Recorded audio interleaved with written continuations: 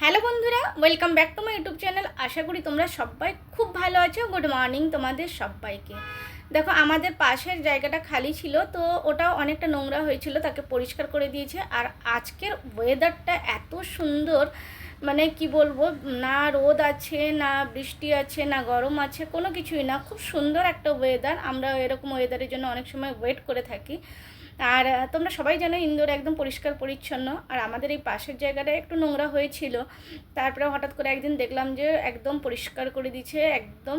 তো তোমাদের সাথে ভাবলাম সেটাও শেয়ার করে নিই। তো আমার ছেলেকে কিভাবে ঘুম থেকে তুলছি সেটা একটু তোমাদের সাথে শেয়ার করব ফানিভাবে। দেখো হাতে কি নিয়ে যাচ্ছি।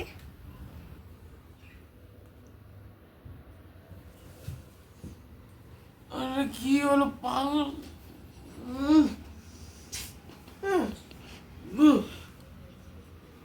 এখন যেহেতু স্কুল কলেজ কিছু নেই, তাই অনেক দেরি করে ঘুম থেকে ওঠে। আর আজকে সবাই জানো তোমরা সোমবার। সোমবার মানে অবশ্যই আমরা তো নিরামিষ খাই, আর ঘরে শিব ঠাকুর তো আছেই। তোমাদের সাথে ভাবলাম আজকে পুজো করার পরে মন্দিরটা একটু শেয়ার করব। নর্মালি মন্দিরটা খুব একটা শেয়ার করি না আমি, তো ভাবলাম আজকে একটু শেয়ার করে নিই।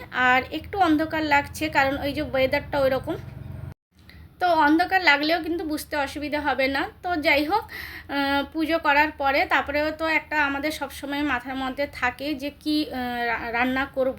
আর আমি নর্মালি এখানটা খুব একটা ফুল পাই না, আজকে অনেক ফুল দিয়ে পুজো করেছি।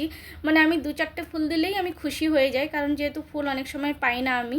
তো আজকে দেখো মোটামুটি ঠাকুরকে আমি ফুল দিয়ে সুন্দরভাবে পুজো করেছি। আমার বেশ মনটা ভালো হয়ে গেছে। তারপরে কি রান্না করব, তোমরা কি কখনো এইরকম কিছু দিয়ে খেয়েছো কখনো দুপুরবেলা বা রাত্রিবেলা? আমাদের আজকের খাবারটা একদম ইউনিক, মানে আমাদের কাছে ইউনিক নয়, কারণ আমরা তো এই খাবার অনেকবারই খেয়েছি। তো তোমরা হয়তো অনেকের কাছেই একদম নতুনত্ব। তো দেখো কি দিয়ে আজকে খাবার খাচ্ছি, যারা খেয়েছো তারা জানো। দেখো আলু ভাতে, তার সাথে দুধ নিয়েছি আর আম নিয়েছি। এখন যেহেতু আমের সময়, আরও অনেকগুলোই আম নিয়েছি, বেশ ভালো লাগে আম। আর তার সাথে যদি কেউ দুধ খেতে পছন্দ না করে, তার জন্য ডাল করেছি। তো হয় ডাল আলু ভাতে খেতে পারবে, আর না হলে দুধ আলু দিয়ে খেতে পারবে। তো আমি কিন্তু দুধ আম আর আলু দিয়ে খাবো। অনেকে আবার একটু চিনি মিশিয়ে নেয়, কিন্তু আমি যেহেতু কম মিষ্টি খাই, তাই আমি চিনিটা নিলাম না।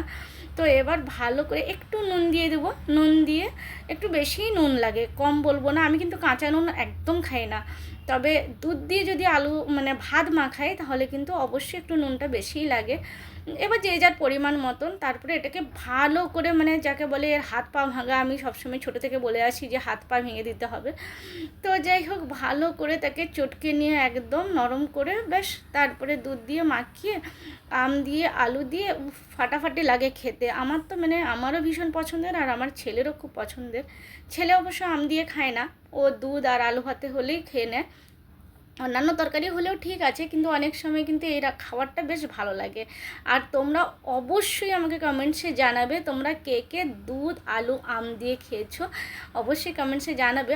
আমি জানি তোমরা হয়তো অনেকেই ভাবছো, আরে এটা আবার কি খাবার, এটা কোনো খাবার হলো নাকি? যেমন আমার ছেলে যখন অনেক সময় হয়তো টিফিনে মুড়ি নিয়ে গেছে, মুড়ি চানাচুর, আর দেরি হচ্ছে বলে জল দিয়ে খেয়ে নিয়েছে, তখন ওকে অনেকেই বলেছে, আরে মুড়িতে আবার কেউ জল দিয়ে খায় নাকি, ইমা কি খাচ্ছে, এই নিয়ে অনেক কথা ওকে বলতো ওর ফ্রেন্ডসরা।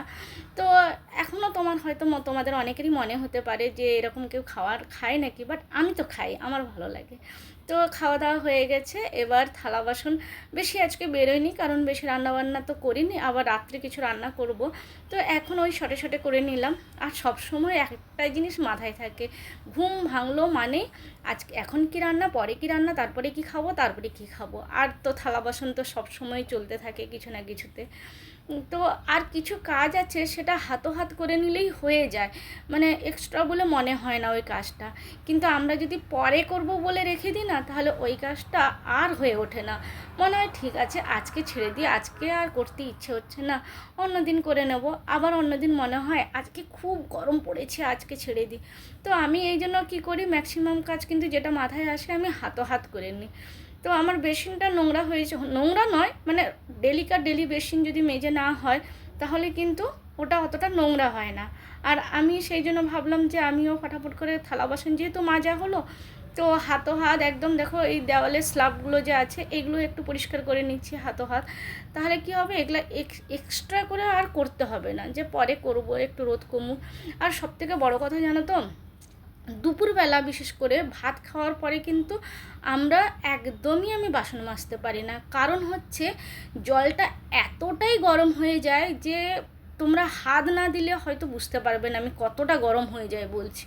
মানে গরমের সময় অবশ্যই অত্যধিক জল গরম হয়ে যায়, মানে মুখটাও পর্যন্ত ধোয়া যায় না, এতটাই জল গরম হয়ে যায়।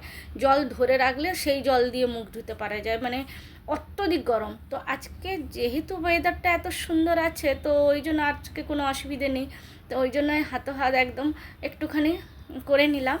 তো বন্ধুরা তোমরা কিন্তু আমাকে অবশ্যই কমেন্টসে কিন্তু জানাবে, আমি তোমাদের কমেন্টসের অপেক্ষায় রইলাম। তো বন্ধুরা কেমন লাগলো বলো আমার আজকের এই ব্লগটি। যদি তোমাদের ভালো লাগে তাহলে লাইক কমেন্ট শেয়ার করে দিও। আবার আসবো নতুন একটা ব্লগ নিয়ে, ততক্ষণ ভালো থেকো, সুস্থ থেকো, সাবধানে থাকো। আর টাটা বাই বাই, আবার দেখা হবে নতুন কোনো ব্লগে। সবাই ভালো থেকো, টাটা।